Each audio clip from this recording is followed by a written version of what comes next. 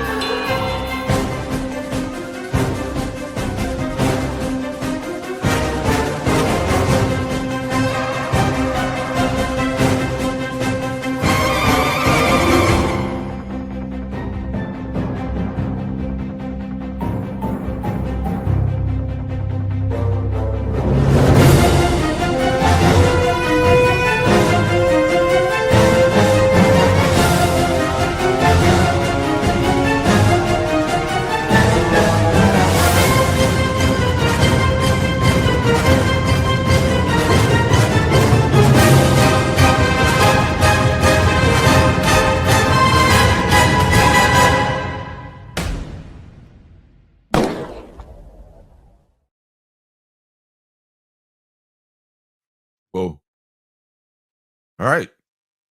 The first of our penultimate books is Out of Alcatraz, and it is written by Christopher Cantwell and art by Tyler Crook, who we know from our indie comic. I think is he part of What's the First Place? Or is it Tyler Boss? It's Tyler Boss. He does Lonesome Doves.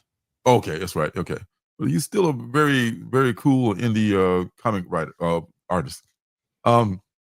Convicts Frank Morris and Clarence Anglin have washed ashore in San Francisco after surviving their infamous escape from Alcatraz Federal Penitentiary, also known as the Rock, in June 1962.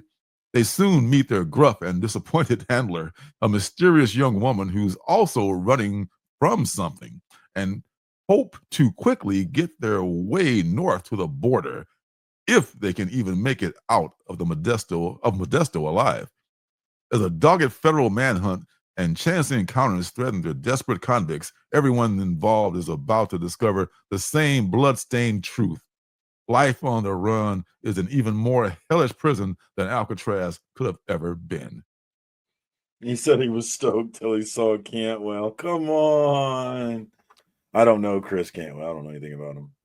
What's up with all the Chris Cantwell hate? There's so many people that said the same thing. So many people. It's something to do with his what is it, his X-Men work or something like that. There's a lot of Christopher Cantwell hate out there. I don't know. I'm willing to give it a chance.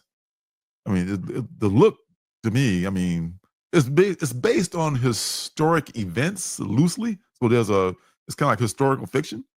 I guess it actually is historical fiction because people did actually escape from Alcatraz back in that year. So allegedly.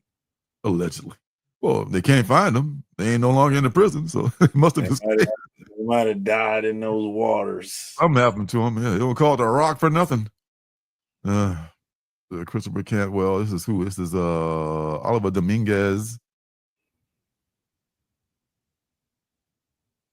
Valeria Burso,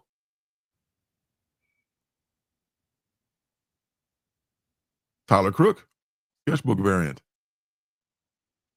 mugshot variant. So 1 in 10, and a 1 in 20.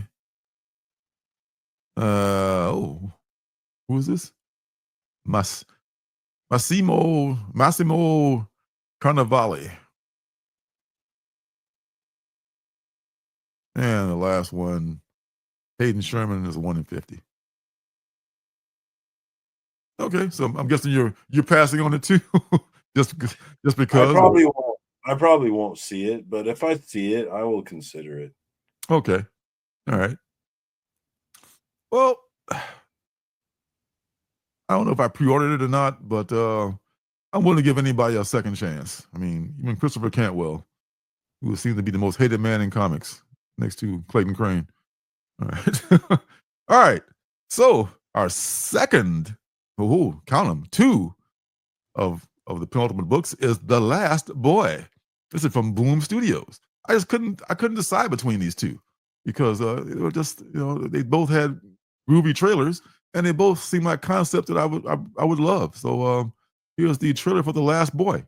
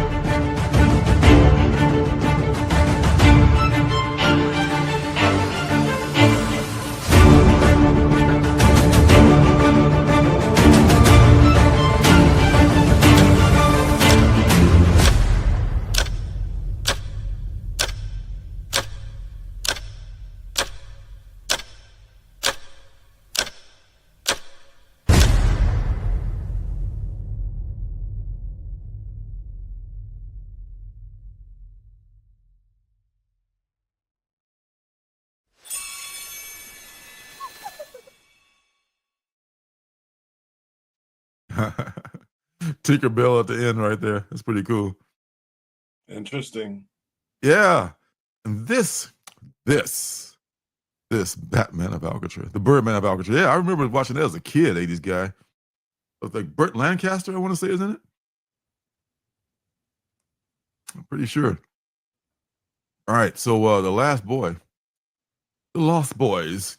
Years after Peter Pan's adventures with Wendy Darling, the boy who wouldn't grow up is now the last one in Neverland, still clinging to his adventurous youth.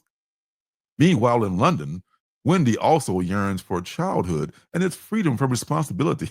I hear that. As she rails against the transition to adulthood and her family expectations. As their desires create a mirror of fantasy and reality, a disastrous encounter with the aging Captain Hook becomes the catalyst for Peter's realization that Neverland is growing up without him. But will the two of them find each other once again to carry on their age old adventures? Or is this truly the final threshold of their adolescence in this modern take on a classic tale from legendary writer Dan Panosian and rising star artist Alessio Avallone? Yeah, I mean, I love what they have done. By they, I mean Boom Studios with those fairy tales, man. I mean, two of them written by Panosian, Alice Ever After, and this one, The Last Boys, and the other one, Briar.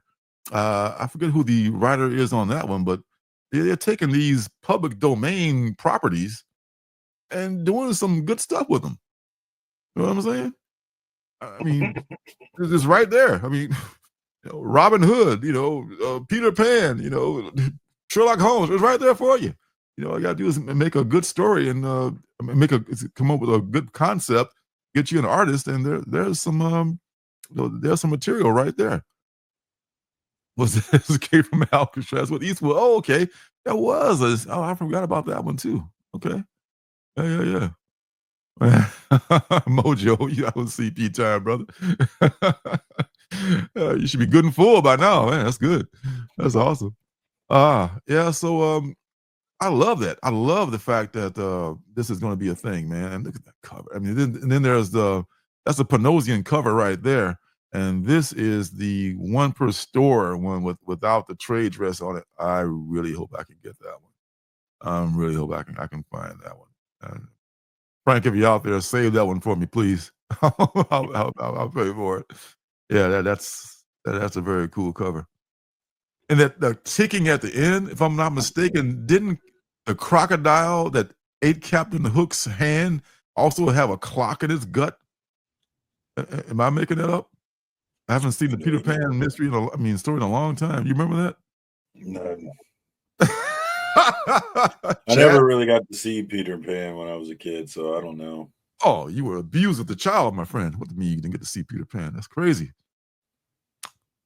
Lisa Ivanova. This is a 1 in 10. You never saw I remember watching the Mary Martin, I guess it was like a live action Peter Pan. It was this woman, Mary Martin, who played a young boy, Peter Pan, and that was on TV like so many times when I was a kid. I thought like, wow. I saw Peter Pan all the time. In my dreams even, I see Peter Pan. But this is a really cool concept, Peter Pan, the Lost Boys. This is this? This is Gioni Montez, the anniversary variant, 1 in 20. Yeah, I will be getting both of these. I probably already pre-ordered the Last Boy. I do love it. I do love it. A lot of you like this one. There's the Nathan Zerdy 616 Tinkerbell, the Tinkerbell variant. Tinkerbell. Tinkerbell was never that cute, I don't think, on TV. Oh, yes, I already like that one. Who's excited for Pinocchio and Avallone's take on Peter Pan, where he is the last boy in Neverland? I know I am. All right, so you think you might be interested in this one? Nah, this one's a pass. Oh, wow. Two, strike one, strike two for you. All right. Well, all right then, my brother.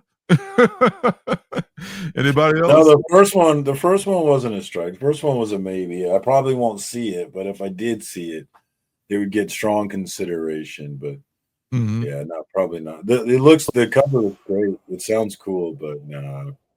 Did you read Alice Ever After? From I Boom? never read that. See, that's the other thing is I didn't read the Briar. I didn't read the Alice Ever After stuff. I didn't really get into it. So yeah, this I really love what they've done with that, man. So I'm all over this. Yeah, Bobby knows the clock in his belt. I thought so. I thought that's what that ticking was. Yeah, the fucking, because when you hear the ticking or the crocs nearby, that croc could be pretty damn big by now. Hey, don't forget to subscribe and leave a thumbs up.